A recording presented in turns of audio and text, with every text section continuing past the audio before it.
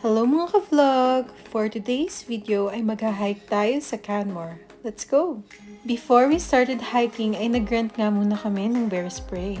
At dahil spring na nga dito sa Alberta ay nagsisilabasan na ang mga bears from their hibernation. At dahil ayaw namin maging first meal ng bears, nagdala kami ng bear spray. Sakto talaga mga ka-vlog dahil itong trail na hinike namin ay walang katao-tao. Talagang solo namin tong trail na to. Ito na nga ang simula ng pagdurusa namin mga ka-vlog.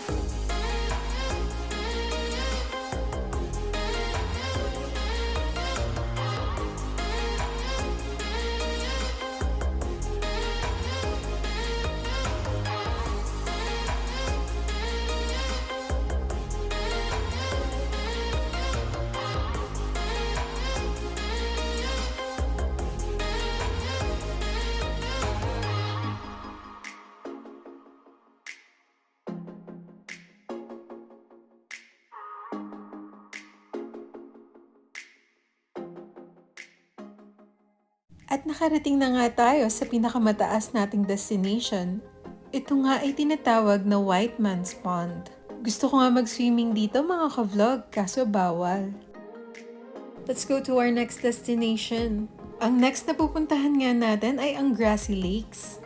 Kung ang trail nga kanina ay puro paakyat, ngayon naman ay pababa na.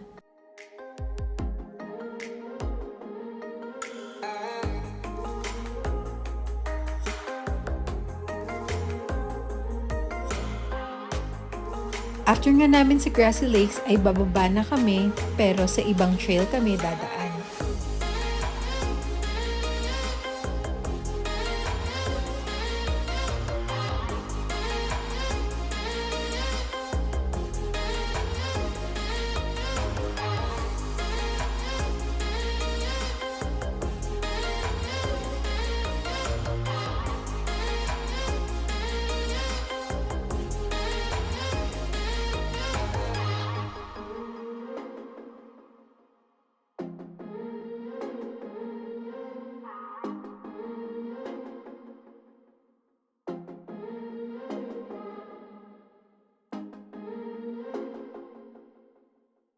At nakabalik na nga kami kung saan kami nagsimula mga ka-vlog. 15 kilometers nga yung total distance na na-hike namin. At nag-hike kami na walang kain at snacks lang ang dala namin. Kaya ito na nga, kain tayo! That's it for today's video mga ka-vlog. Thanks for watching. God bless!